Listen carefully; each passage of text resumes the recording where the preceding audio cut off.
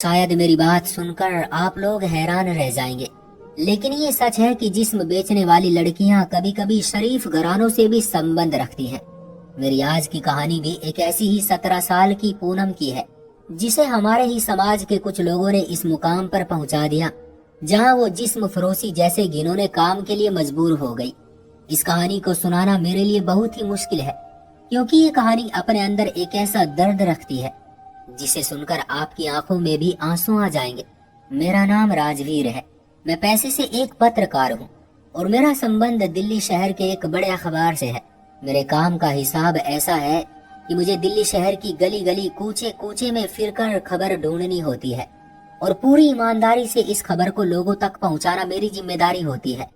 ऐसे ही एक दिन शाम को मैं थका हारा अपने घर के रास्ते पर जा रहा था, जब रास्ते में मेरी मोटरसाइकिल ने मुझे धोखा दे दिया और वो बीच सड़क पर ही बंद हो गई। बाइक की किक मार मार कर मेरे पैरों में दर्द हो गया था, लेकिन बाइक तो स्टार्ट होने का नाम ही नहीं ले रही थी। तंग आकर मैंने बाइक को घसीटते हुए सड़क के किनारे लगाया और उतरकर देखने लगा कि क्या दिक्कत हुई है। मुझे रुके 2 मिनट भी नहीं हुए थे, एक बहुत ही कम उम्र और खूबसूरत सी लड़की मेरे करीब चली आई। अंधेरा हो चुका था, शायद रात के 8-9 बज रहे थे। मैं इतनी जवान और खूबसूरत लड़की को अकेले देखकर हैरान हुआ, क्योंकि सड़क काफी सुनसान थी। मैं अपनी परेशानी भूलकर उसकी तरफ सवालिया नजरों से देख रहा था। वो मुझे बिल्कुल मेरी बहन रीमा जैसी लग रही थी। मेरी बहन की उम्र 16 से 17 साल के करीब थी और वो लड़की भी मुझे इतनी ही बड़ी नजर आ रही थी। पहले मुझे लगा शायद वो कोई मांगने वाली है, लेकिन उसका हुलिया भिखारियों जैसा नहीं था। अचानक ही वो मेरे करीब आई और आहिस्ता से मुझसे ऐसे बात कही कि मेरे रोंगटे खड़े हो गए। मैं सोच भी नहीं सकता था कि इतनी कम उम्र और खूबसूरत लड़की रात के इस समय सड़क पर मुझसे ऐसी भी बात कह सकती है। मैंने गुस्से में कहा कि तुम्हारा दिमाग तो ठीक है, ये तुम किस तरह की बातें कर रही हो? कम से कम अपनी उम्र का तो ख्याल करो। वो लड़की मुस्कुराते हुए कहने लगी, जरूरतों का संबंध उम्र से नहीं होता, पैदा होते ही इंसान के साथ पेट लग जाता है। उसकी बात सुनकर मुझे बहुत अजीब सा महसूस हुआ था। वो बिना किसी डर के मेरे साथ कुछ घंटे गुजारने की बात कर रही थी और उसके बदले मुझसे कुछ पैसे चाहती थी। मैंने उससे उसका नाम पूछा तो कहने लगी, हम जैसी लड़कियों का कोई नाम नहीं होता, लोग हमें जिस्म बेचने वाली कहते हैं। इसके लहजे में इस कदर तलखी थी कि मुझे उसके शब्दों की कड़वाहट तक महसूस हो रही थी। क्योंकि पैसे से मैं एक पत्रकार था, इसलिए आए दिन ऐसी औरतों से मेरा वास्ता पड़ता ही रहता था। लेकिन न जाने क्यों ये लड़की मुझे दूसरी जिस्म बेचने वाली औरतों से बहुत ही अलग नजर आई थी। उसके अंदाज में कोई धूर्तता नहीं थी, बल्कि बहुत सादगी थी। वो मुझसे पूछ रही थी, साहब ले चलोगे क्या? सुबह से भूखी हूँ और अब मुझे पैसों की जरूरत है। मैंने बिना कुछ सोचे समझे कह दिया कि मेरी बाइक स्टार्ट हो जाए तो मैं तुम्हें ले चलता हूँ। मेरी बात सुनकर वो खुश हो गई और मैं ये सोचने लगा कि मेरे पास कल के लिए कोई खबर नहीं है और यकीनन मुझे यहाँ से खबर मिलने वाली है। अपनी नौकरी के 15 साल के तजुर्बे में ये बात अच्छी तरह जान गया था कि खबर कब, कैसे और कहाँ से मिलती है। और मैं जो कुछ उस लड़की की आंखों में देख रहा था, उसके पीछे यकीनन कोई बड़ी कहानी थी जो अब तक छुपी हुई थी। आज की रात मुझे उस कहानी को अपनी कल की खबर बनानी थी। थोड़ी सी मेहनत के बाद मेरी बाइक स्टार्ट हो गई। मैंने उसको पीछे बैठने का इशारा किया था, वो मेरी कमर के साथ लगकर बैठ गई थी। मुझे बहुत अजीब सा महसूस हुआ। मैं एक बिन शादीशुदा मर्द था और मैं नहीं चाहता था कि रात के इस पहर जज्बात में बहकर मैं एक कम उम्र लड़की से कोई संबंध बनाऊं और कोई पाप कर बैठूं। मैंने उसे थोड़ा पीछे हटकर बैठने को कह दिया और फिर उसे बैठाकर सीधा अपने ऑफिस लौट आया, जहाँ मेरा छोटा सा कमरा था। मेरे साथ सोफे पर बैठते ही वो कहने लगी, साहब जी, ज्यादा जोर जबरदस्ती मत करना, मैं कम उम्र हूँ, इसलिए मुझे ज्यादा तकलीफ होती है। उसकी बात सुनकर मेरी रूह कांप गई थी। न जाने उसके साथ किसने कितनी जबरदस्ती की थी, जो पहले से ही मुझे समझा रही थी। मैं खामोशी से उसकी तरफ देखने लगा। वो अपने कपड़े निकालने लगी।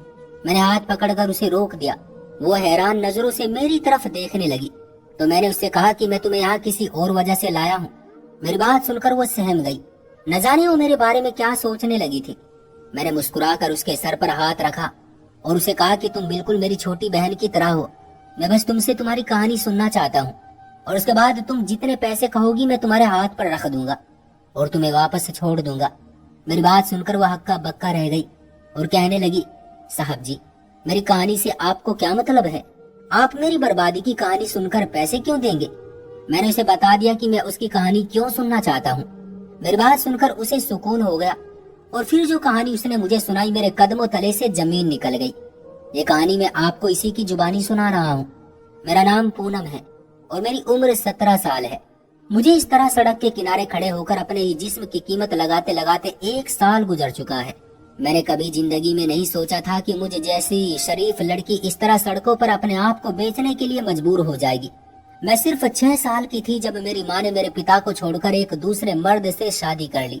मैं अपनी माँ के साथ ही अपने सौतेले बाप के पास चली आई थी।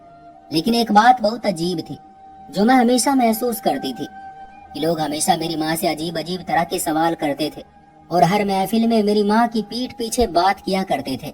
हर मिलने वाला मेरी माँ से पूछता कि मेरी माँ ने इतनी मोहब्बत करने वाले पति को क्यों छोड़ दिया, क्यों मेरी माँ ने एक आम से आदमी से शादी कर ली, जबकि वो खुद बहुत ही खूबसूरत थी।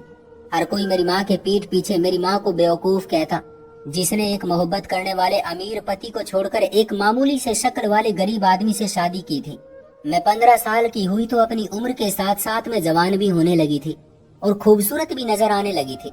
तभी एक शादी के मौके पर माँ की एक जानने वाली कहने लगी, इतनी खूबसूरत बेटी के सर पर सौतेला बाप लाने की क्या जरूरत थी, अपने ही पति के साथ गुजारा करती तो तेरी बेटी का भविष्य सुरक्षित रहता।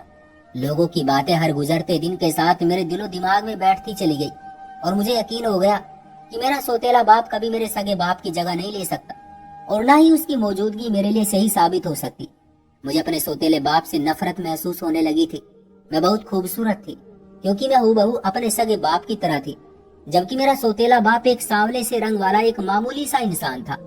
मेरे सौतेले बाप के पास तो एक अच्छी नौकरी तक नहीं थी, मगर मैं जान ही नहीं पाई थी कि क्यों मेरी माँ ने मेरे बाबा को छोड़कर दूसरी शादी कर ली थी। मैंने अपनी माँ के मुंह से कभी भी अपने पिता की बुराई नहीं सुनी थी, ना ही वो उनके खिलाफ लोगों के सामने कुछ कहती थी। तो फिर यकीनन मेरी माँ की ही कोई गलती थी जो उन्होंने मेरे बाबा को छोड़कर एक ऐसे आदमी से शादी की जिसे कोई दूसरी नजर देखना भी पसंद नहीं करता था। मेरा सौतेला बाप मेरे करीब आता तो मुझे उसके वजूद से घिन आती और लोगों की बातें सुनते सुनते मुझे अपनी माँ से भी नफरत होने लगी थी, जिसने मेरे भविष्य का सोचे बगैर ही दूसरी शादी रचा ली थी। मैंने शादियों में जाना भी छोड़ दिया था क्योंकि हर पार्टी में ही मेरी माँ की दूसरी शादी विषय बन जाती और हर कोई मेरी माँ की अक्ल पर मातम करता।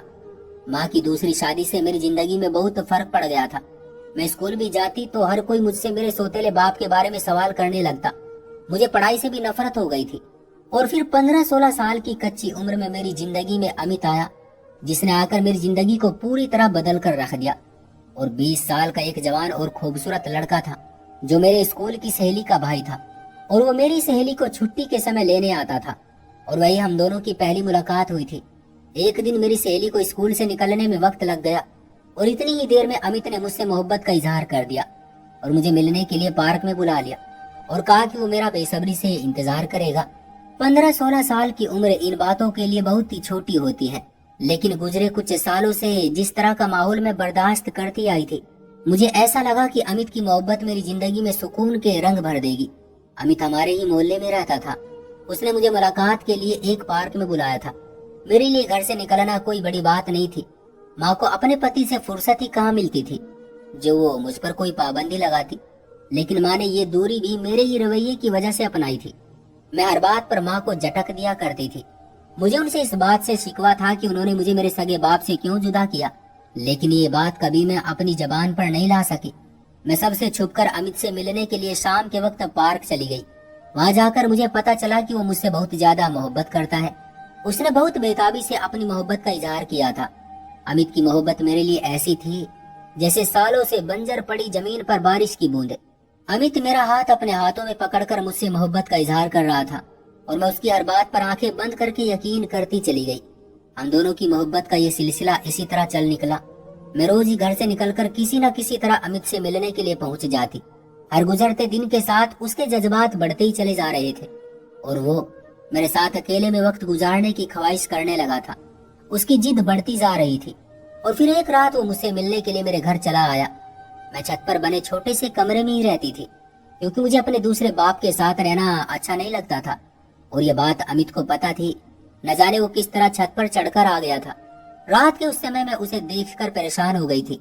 अमित ने फौरन ही मुझे अपनी बाहों में भरा और बिस्तर पर गिरा दिया और उसके बाद मुझ पर अपनी मोहब्बत निछावर करने लगा। मैं भी नई नई जवान हो रही थी। मेरे अंदर भी जज्बात का तूफान छिपा हुआ था अमित के साथ ने मुझे भी बहका दिया और देखते ही देखते हम दोनों हद पार करते चले गए।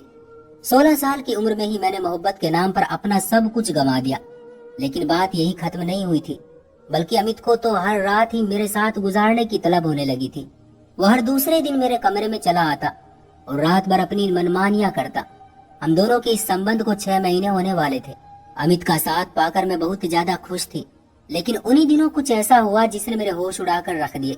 एक रात मुझे छत पर किसी के कूदने की आवाज आई तो मुझे लगा कि अमित आ गया है। मैंने खुद ही कमरे का दरवाजा खोल दिया, लेकिन जो आदमी अंदर आया उसे देखकर मेरी जान निकल गई। वो मेरा पड़ोसी मयूर था। ये एक 21 साल का लड़का था। उसको अपने सामने देखकर मेरी जान निकल गई थी। मुझे समझ नहीं आ रहा था कि रात के इस समय वो यहाँ क्यों आया है। वो मुस्कुराकर कहने लगा कि वो भी अपने प्यार की खराज चाहता है, बिल्कुल इसी तरह जैसे मैं अमित को अपनी मोहब्बत का खराज देती हूँ। उसकी बात सुनकर मेरा खून रगों में ही जम गया था। वो बड़ी ही कमीनी मुस्कुराहट चेहरे पर सजाए कह रहा था कि उसे भी मुझसे मोहब्बत हो गई है, क्योंकि वो हर रात अपने कमरे की खिड़की से दूरबीन लगाए मुझे और अमित को एक साथ मोहब्बत में गिरफ्तार देखता था, और इसी वजह से उसको भी मेरे जिस्म से इश्क हो गया है। मयूर की बात सुनकर मेरी जान हवा हो गई थी।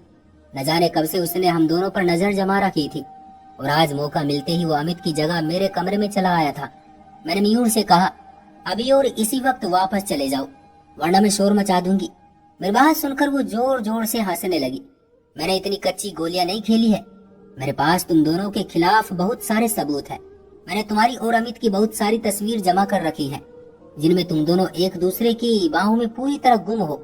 इसलिए सोच समझकर शोर मचाना, वरना मैं दुनिया को बताऊंगा कि तुम्हारा चरित्र कैसा है। तुम्हारी माँ ने भी ऐसे ही 2-2 मर्द फंसाए हुए हैं, तो फिर तुम्हें क्या एतराज है।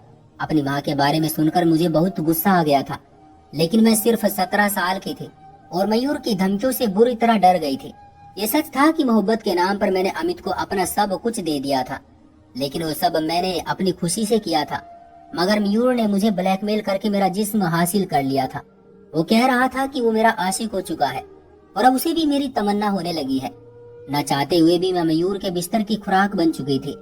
सारी रात मेरे साथ गुजार कर वो सुबह होने से पहले वो चला गया। अगले दिन जब मेरी अमित से मुलाकात हुई तो मैंने उसे मयूर के बारे में बता दिया। मैंने उसे बताया कि उसके पास हम दोनों की तस्वीरें हैं, इसलिए मुझे उसके साथ वक्त गुजारना पड़ा। ये सुनकर अमित का चेहरा गुस्से से लाल हो गया। उसे मुझसे कहीं ज्यादा अपनी तस्वीर की परवाह थी। वो कह रहा था कि उसके घरवाले बहुत ही इज्जतदार और शरीफ हैं, और अगर ये बात खुल गई तो उसकी और उसके घरवालों की बहुत बदनामी होगी। अमित की बात सुनकर मैं हैरान रह गई थी कि उसे मेरी इज्जत की कोई परवाह नहीं थी, जबकि अगर मेरी ऐसी कोई तस्वीर सामने आई तो उससे कहीं ज्यादा मैं बदनाम होती। अमित ने मुझे मयूर से बात करने के लिए कहा कि मैं किसी भी तरह से सारी तस्वीरें हासिल कर लूं।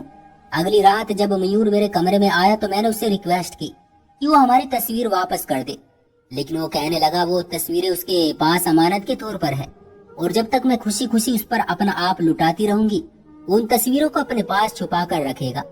मजबूरन मुझे मयूर के साथ भी वक्त गुजारना पड़ा, लेकिन ये बात मैंने अमित से छुपा ली, क्योंकि मैं नहीं चाहती थी कि मेरा और उसका संबंध मयूर की वजह से खराब हो। मेरी जिंदगी में एक की बजाय 2-2 आशिक शामिल हो चुके थे। कभी अमित मेरे पास चला आता तो कभी मयूर। मुझे ये सब अच्छा नहीं लगता था, लेकिन मैं मजबूर थी। और फिर एक रात ऐसी आई कि दोनों एक साथ ही मेरे कमरे में चले आए। मयूर पहले से ही मेरे कमरे में आया हुआ था और पीछे से अमित भी चला आया, और जब उसने मयूर को मेरे साथ देखा तो उसका खून खोल उठा। इन दोनों के बीच झगड़ा शुरू हो गया, और झगड़ा इतना बढ़ गया कि मयूर ने अमित के सर पर गुलदान दे मारा। अमित का खून इस कदर बह गया कि वो मौके पर ही दम तोड़ गया और मयूर वहां से फरार हो गया। मेरे सर पर आसमान गिर पड़ा था। एक लंबा चौड़ा 20 साल का लड़का मेरे आगे दम तोड़ गया था। मैंने चीख चीख कर पूरा घर सर पर उठा लिया था। मेरी माँ और बाबा भागते हुए ऊपर चले आए थे। अमित को कमरे के बीचों बीच मरा हुआ देखकर मेरी माँ की आंखें खुली रह गई थी। वो मुझसे पूछ रही थी ये कौन है और ये सब क्या है। मैंने डर के मारे अपनी माँ को एक एक शब्द सच बता दिया था। मेरी बात सुनकर मेरी माँ ने मेरे चेहरे पर एक जोरदार तमाचा मारा और कहने लगी तू भी अपने बाप की तरह ही चरित्रहीन निकली। तेरा बाप भी हर रात एक नई औरत को घर लाता था और तूने भी यही हरकत की। इतनी सी उम्र में 2-2 आशिक पाल लिए। तेरे बाप के इसी कारनामे की वजह से मैंने उससे तलाक लेकर दूसरी शादी की थी ताकि तुझे इज्जत के साथ पाल सकूं, लेकिन तूने साबित कर दिया कि तेरी रगों में भी उसी का गंदा खून दौड़ रहा है। माँ की बात सुनकर मैं दंग रह गई थी। आज पहली बार वो मेरे बाबा के बारे में बात कर रही थी, और जिस सच से उन्होंने पर्दा उठाया था वो तो मेरे अनुमान में भी नहीं था। मेरे सौतेले बाप ने खुद ही फोन करके पुलिस को बुला लिया था और मुझे ये बयान देने पर मजबूर किया था कि अमित चोरी के इरादे से मेरे कमरे में आया था और मैंने डर के मारे उसके सर पर गुलदार मार दिया था। अपने सौतेले बाप के कहने पर मैंने बयान तो दे दिया था, लेकिन जब पुलिस ने अपने तरीके से छानबीन की तो एक के बाद एक सारा सच खुद ही खुलता चला गया और मयूर भी गिरफ्तार हो गया। सारे मोहल्ले के लोग जान गए कि मुझसे मिलने दो दो लड़के आया करते थे। मेरी माँ किसी को मुंह दिखाने के लायक नहीं रही थी और मैं तो अपने कमरे में ही बंद हो गई थी। लेकिन फिर अमित के घर वालों ने सारे मोहल्ले को हमारे खिलाफ खड़ा कर दिया और हमारे घर पर पथराव किया। वो लोग चाहते थे कि मुझ जैसी चरित्रहीन लड़की को मोहल्ले से निकाल दिया जाए। सिर्फ अमित के घर वाले ही नहीं बल्कि मयूर के घर वाले भी मेरे खिलाफ थे। उन्हें लगता था कि मैंने उनके जवान बेटे को अपनी अदाओं में फंसाकर उससे ये कत्ल करवाया है। हम पर मोहल्ले वालों का दबाव इस कदर बढ़ा कि मेरी माँ ने गुस्से में मुझे ही घर से निकाल दिया। वो कहने लगी, फसाद की जड़ तू ही है, तू ही यहाँ से जाएगी। मैं तेरी वजह से और बदनामी का सेहरा अपने सर नहीं लूंगी। अगर मैं तुझे अपने साथ यहाँ से लेकर कहीं और चली भी जाऊं तब भी तेरी रगों में दौड़ने वाला खून तुझे कभी भी पवित्र नहीं रहने देगा। मेरे सौतेले बाप ने माँ पर दबाव डाला था कि वो मुझे घर से निकाल दे, क्योंकि अब मेरे सौतेले बाप को मुझसे नफरत हो गई थी। मेरी वजह से उनकी इज्जत भी मिट्टी में मिल गई थी। शाम के अंधेरे में माँ ने मोहल्ले वालों के सामने मुझे घर से निकालकर बाहर खड़ा कर दिया और मजबूरन मैं शहर की सड़कों पर आ गई। मेरी गलती सिर्फ इतनी थी कि मैंने लोगों की बातों को अपने दिमाग में भरकर अपनी माँ का एक अलग चरित्र बना लिया था और इसी की वजह से मैं बाहर की दुनिया में मोहब्बत को तलाश कर रही थी। मैंने कभी ये जानने की कोशिश नहीं की थी कि मेरी माँ मेरे बाप से अलग क्यों हुई थी, लेकिन मुझे अपने सौतेले बाप से नफरत जरूर हो गई थी और मेरी यही गलती मेरे ऊपर भारी पड़ गई थी। मैं अपना सब कुछ गंवा बैठी थी, ना ही मेरे पास इज्जत रही थी और ना ही मेरी माँ और मेरा घर। 2 दिन तक मैं सड़क किनारे भूखी बैठी रही थी और फिर उसके बाद मुझे होश आया कि मेरे साथ पेट लगा हुआ है जो और मेरा दुख नहीं झेल सकता और उसे खाने की जरूरत है। इस कदर कम उम्र में मुझे कोई काम तो मिलना नहीं था। मैंने भीख मांगने का इरादा किया और खाने की खातिर जब मैंने भीख मांगनी शुरू की तो इसी समाज के बहुत से इज्जतदार मर्दों ने मेरी कम उम्र जवानी को खरीदने की बात की और वहीं से मैं वेश्यावृत्ति जैसे घिनौने काम में शामिल हो गई थी। ये काम मैंने अपनी खुशी से शुरू नहीं किया था। मुझे भी रहने के लिए छत और खाने के लिए रोटी की जरूरत थी। हमारे समाज के मर्द मुझे कुछ घंटों के लिए खरीद तो सकते हैं, लेकिन मेरे सर पर इज्जत की चादर नहीं रख सकते। मेरी जिंदगी में 2 आशिक आए और दोनों ने मिलकर मुझे ही बर्बाद कर दिया। पूनम की आंखों में नमी उतर आई थी और मेरी आंखें भी उस नन्ही सी गुड़िया की कहानी सुनकर नम हो गई थी। उसे बर्बाद करने में कई लोगों का हाथ था। सबसे पहले तो उसके ही सगे बाप का, जिसकी बुरी लत ने पूनम को बर्बाद कर दिया था, और फिर इस समाज के उन लोगों का जो बिना जरूरत दूसरों के मामलात में बात करते हैं और गलत राय बना लेते हैं। पूनम ने अपनी कमीज कांधे से सरकाकर मुझे अपने जख्म दिखाए तो मेरी आत्मा कांप उठी। उसका जिस्म तो पूरी तरह जख्मों से चूर था। मैंने पूनम के सर पर हाथ रखा और उसे अच्छे खासे पैसे दिए। वो एक किराए के छोटे से घर में कमरे में रहने लगी थी। मैंने उसे मोहब्बत से समझाया कि अब वो इस काम को छोड़ दे, उसका सारा खर्चा मैं खुद उठाऊंगा। पूनम ने बेयकीनी से मेरी तरफ देखा, उसकी आंखों में आंसू आ गए। मैं भी इसी समाज का मर्द था, लेकिन मुझे इस बात का पूरी तरह एहसास था कि मेरे घर में भी एक जवान बहन है, इसलिए मैं किसी दूसरे की बेटी पर गलत नजर नहीं डाल सकता था। मैंने पूनम की कहानी को खबर बनाने का इरादा छोड़ दिया था, क्योंकि मैं चाहता था कि अब वो इज्जत से जिंदगी गुजारे और कोई उसके गुजरे हुए कल से उसे ना पहचाने। तो दोस्तों, ये थी हमारी आज की कहानी। आपका क्या कहना है इस कहानी के बारे में? कमेंट करके हमें ज़रूर बताएं। वीडियो को लाइक कर दीजिए और चैनल को सब्सक्राइब करके घंटी को दबाकर ऑल पर सेट कर लीजिए, ताकि आने वाले वीडियो आपको तुरंत मिले। मुझे दीजिए अगली वीडियो तक इजाज़त। तब तक के लिए धन्यवाद।